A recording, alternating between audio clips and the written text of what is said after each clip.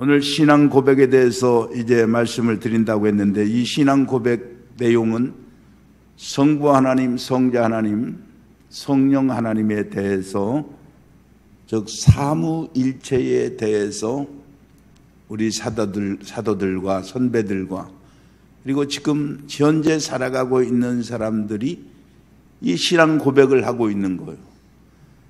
그런데 이렇게 사도신경을 계속해서 신앙 고백하지만은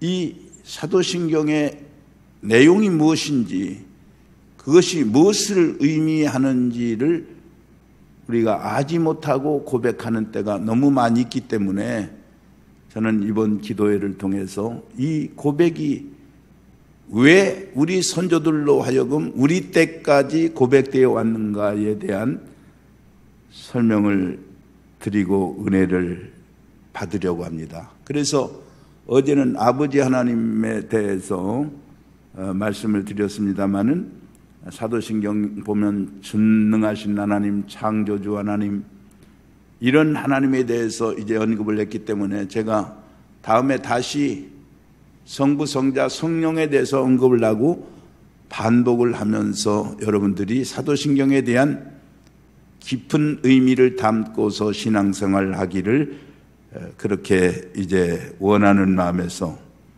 오늘 아침도 아들 하나님에 대해서 공부하고자 합니다.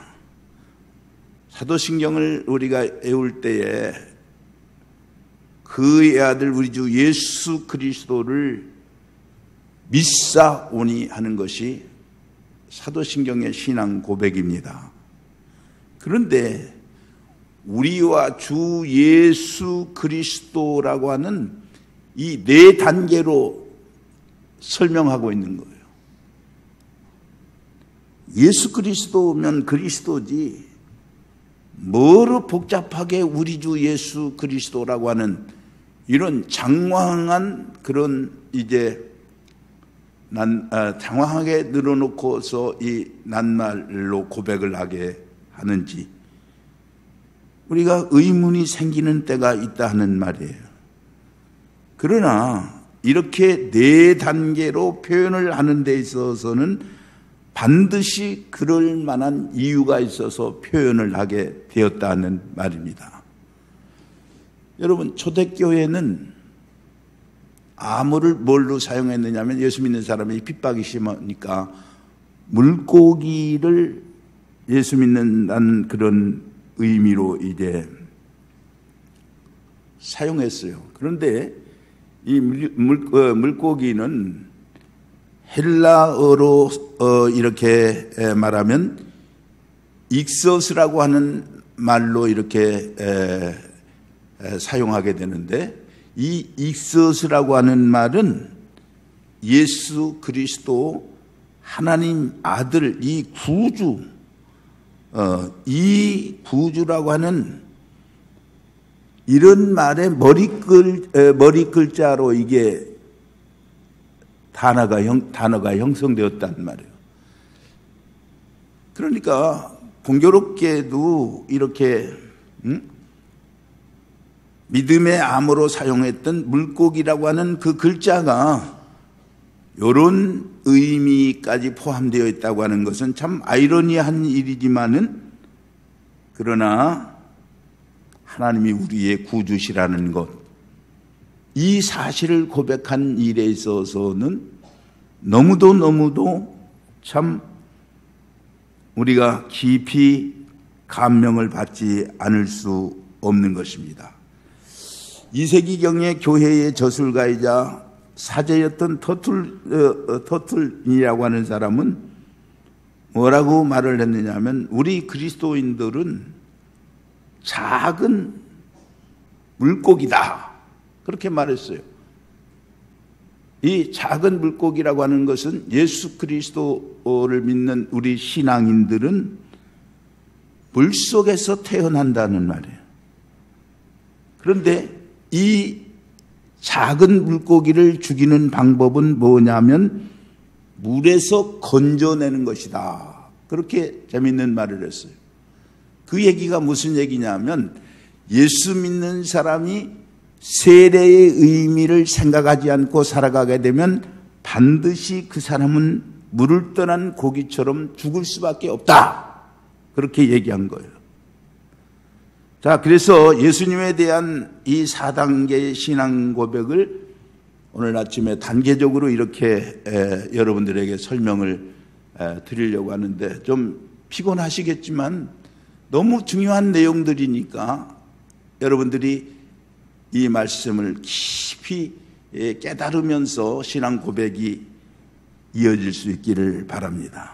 먼저 우리라고 하는 말이에요. 이 우리라고 하는 말은 정말 우리가 살면서 얼마나 자주 사용하는 말입니까?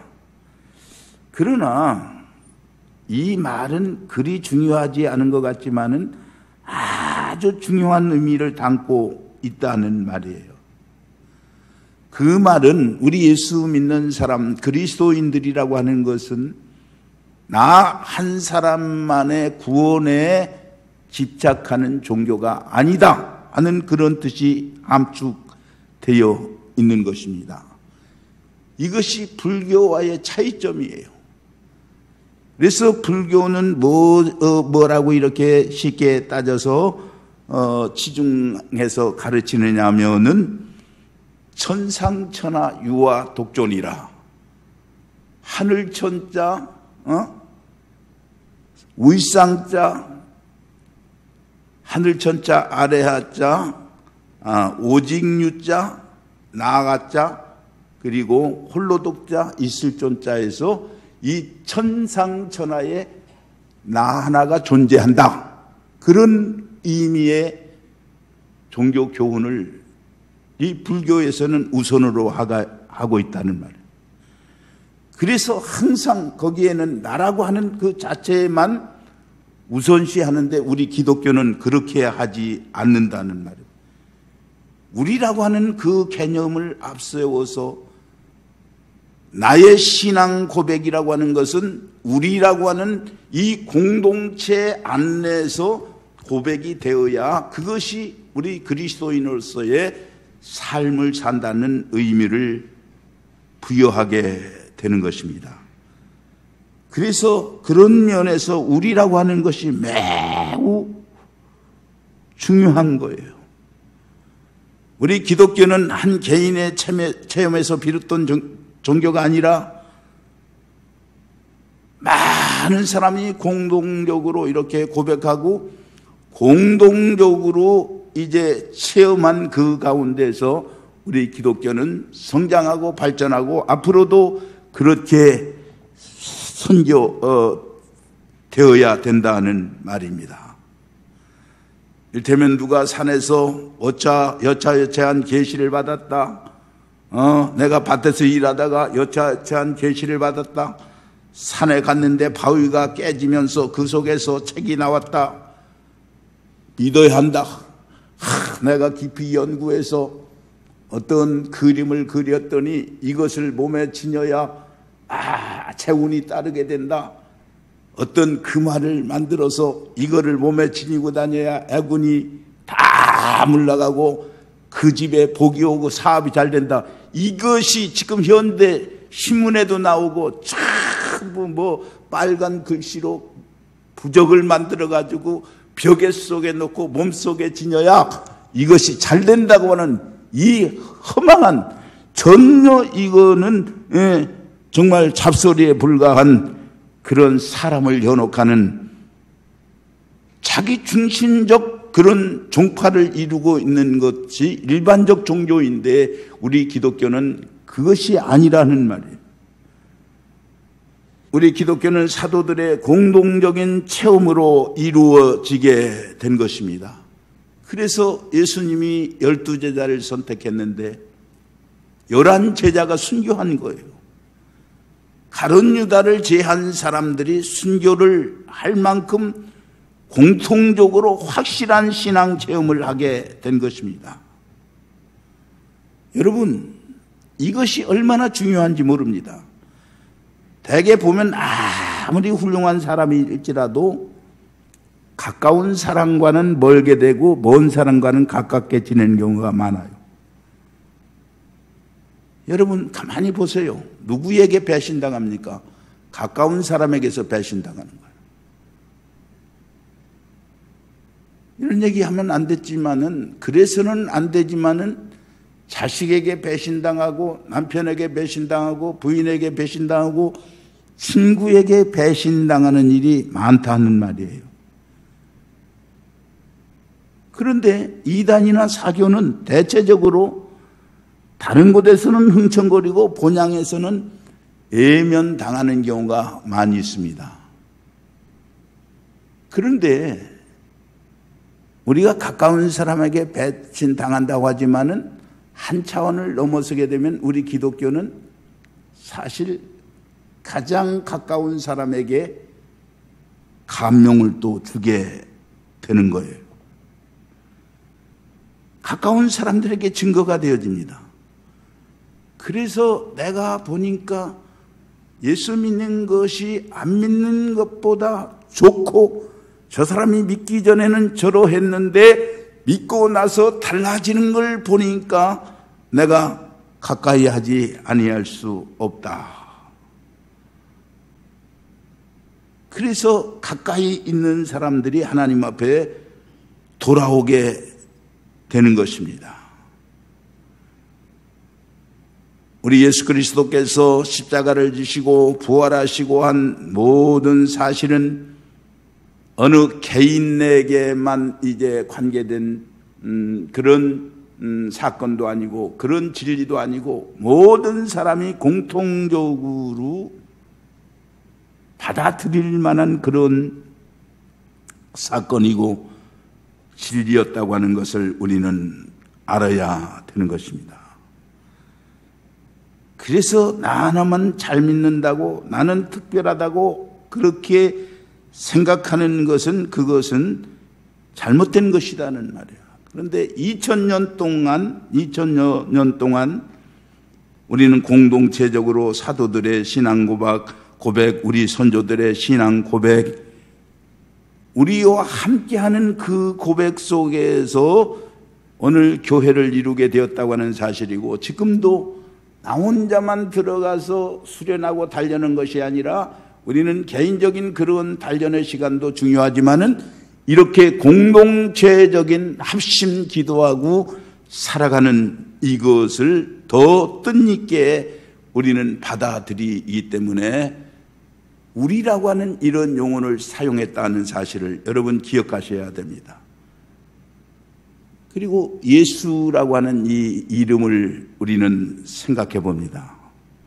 여기 예수라고 하는 말은 여호와께서 구원하신다는 뜻이고, 히브리 말로는 요수아라고 하는 말을 이제 헬라어 표기한 것이 예수예요.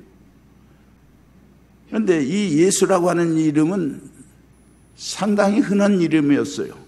여호수아라든지 호세아라든지 하는 이름도 같은 어원을 가지고 있었는데 그 당시에 흔히 쓰던 사람들의 이름이었습니다.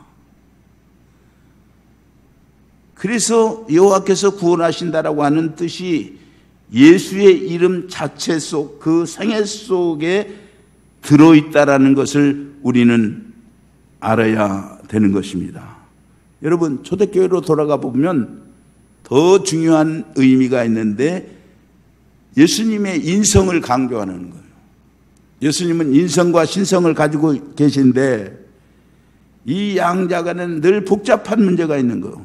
예수님은 하나님이시면서도 사람이다라는 말에 그 해답을 여러분 얻기가 쉽지 않단 말이에요.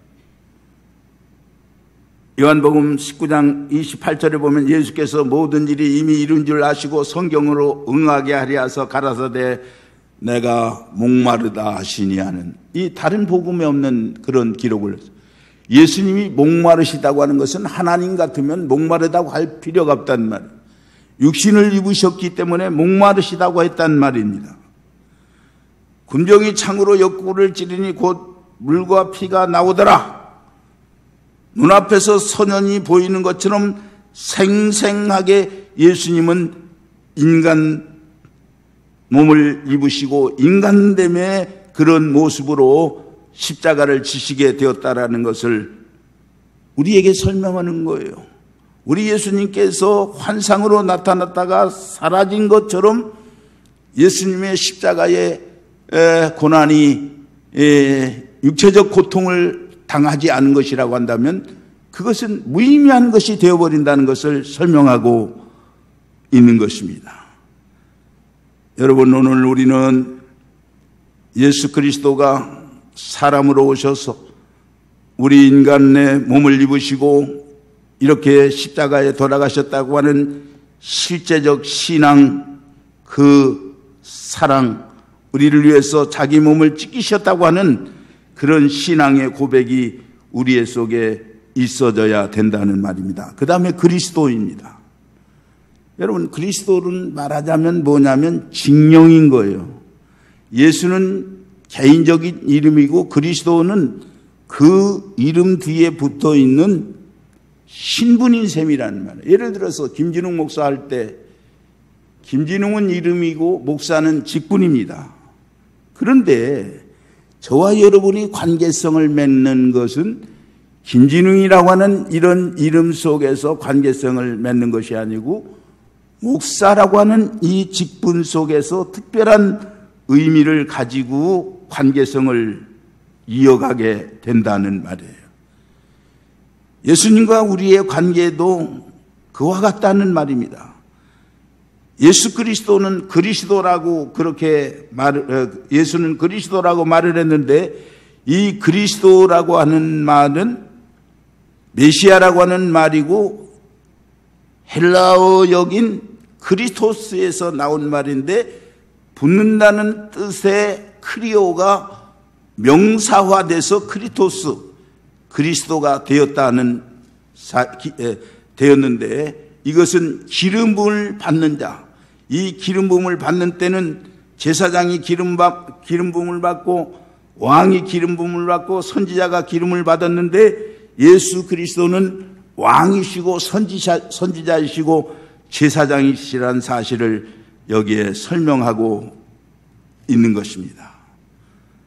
그래서 오늘 우리는 이 왕으로 선지자로 제사장으로 우리를 위해서 죽으신 그 그리스도의 재림을 기다리면서 우리가 그리스도를 믿기 때문에 사실은 현재 우리가 살고 있는 데서부터 천국이 이루어지는 거예요.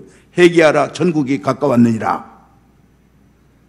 메시아가 이미 이르렀다. 천국이 너희 안에 있다는 말입니다. 여기 있다 저기 있다 하는 것이 아니라 너희 안에 있다 하는 말은 곧 그리스도가 오심으로 인해서 이제 벌써 이 땅에 천국이 이루어지고 있다고 하는 말을 의미하는 것입니다. 오늘 이 땅에 많은 사람들은 이 그리스도의 오심과 그 나라가 이루어진 것에 대해서 인정하지 않고 계속해서 문선명이처럼 이 몰몬교 사람들처럼 자기가 예수 그리스도를 대신합니다. 요즘 이단들이 거의 자기 자신이 예수화하고 또 이단이 아니라 할지라도 많은 사람들이 무슨 조금 일을 해놓으면 자기가 그리스도인 것처럼 그렇게 형상화해 가는 그런 것이 오늘날 이 시대의 큰 교회의 위험이기도 합니다. 마지막 주에 대해서 말씀을 드리려고 합니다. 이 주라고 하는 말은 헬라말 키리오스라고 하는 말인데 노예가 주인을 향해서 백성이 왕을 향해서 부르는 때 쓰던 말이에요. 그런데 이 성경적으로는 그런 의미만 아닙니다. 절대 충성을 고백한 의미에서 쓰였어요. 그래서 주인이 있다. 우리는 그의 종이다. 그리스도는 주인이시다. 우리는 그의 종이다. 그러므로 절대 충성을 약속하는 의미에서 우리는 주라고 부르게 되는 것입니다. 두 번째는 만유의 소유의 주가 되심을 의미한다는 말입니다. 역사의 주인이십니다. 세계를 다스리십니다. 교회의 머리가 되십니다. 다 이 땅의 것이 주님의 것이라고 고백하는 것을 의미합니다. 그리고 구주 되심을 의미한단 말이에요. 구원이라는 말과 함께 구속이라고 하는 말과 함께 이 주되심을 이제 쓰게 되었다는 말입니다. 옛날엔 노예를 살고 팔았습니다. 그런데 죄를 지어 죽게 된 사람이 있을 때 지나가던 사람의 돈을 주고 그 사람을 샀다고 하면 이제는 그 산 사람의 주인이 되는 거예요. 여러분, 저와 여러분은 살아갈 수 없는 그런 상황에 있었지만은 예수 그리스도께서 피로 값주고 사서 우리의 주인은 이제 주님이 되었기 때문에 내 마음대로 사는 것이 아니라 주님의 기쁘신 뜻대로 살아가는 사람이 되어야 된다는 말입니다. 이것은 신성을 의미하는 거예요. 너희 하나님 여호와를 시험하지 말라, 이렇게 성경은 말하고 있습니다. 그래서 이 여호와라고 하는 하나님이 너무 존귀하신 분이고 함부로 이름을 부를 수도 없는 그런 이름을 가지신 분이기 때문에 이 하나님이라고 하는 이름 대신에 주라고 하는 표현을 써서 다른 사람들이 우리 십계명 3계명에 있는 내 여호와의 이름을 망령되이 부르지 말라고 하는 그것을 지키기 위해서 주라고 하는 표현을 쓰게 되었는데, 예수 그리스도가 이렇게 주로 표현된 것은 하나님이라고 하는 그런 의미에서도 주로 표현돼서 영어로 쓸 때는 이 로드라고 하는 글자를 보면 대문자로 써서 주되신 것을 표현을 했습니다. 이제 끝을 맺겠습니다. 우리는 예수의 이름으로 기도합니다. 살아계셔서 오늘도 우리 생활 속에 함께 하시는 그리스도를 믿고 그분께 기도를 합니다. 이 사실을 잊어서는 안 되는 거예요. 그리고 제가 어제도 말씀을 드렸습니다마는 하나님께서는 우리가 기도 유창하게 하지 못한다 하더라도 어린아이가 어머니만 바라보고 존경하는, 사모하는, 나를 여겨달라고 하는 그런 요청적인 시선만 가져도 부모가 즐거워하고, 아빠라고 하는 그 말 한마디만 불러도 사랑스럽고 더 좋은 것으로 채워주고 싶듯이 우리 하나님께서는 우리가 이렇게 더더군다나 공동체 안에서 함께 하나님을 부르고 예수 그리스도의 이름으로 간구할 때에 그렇게 기뻐하시고 우리와 함께 왕으로 제사장 선지자로서 우리에게 역사를 이루신다고 하는 사실을 기억하고, 이런 우리 주 예수 그리스도를 우리가 참 주로 신앙 고백을 하고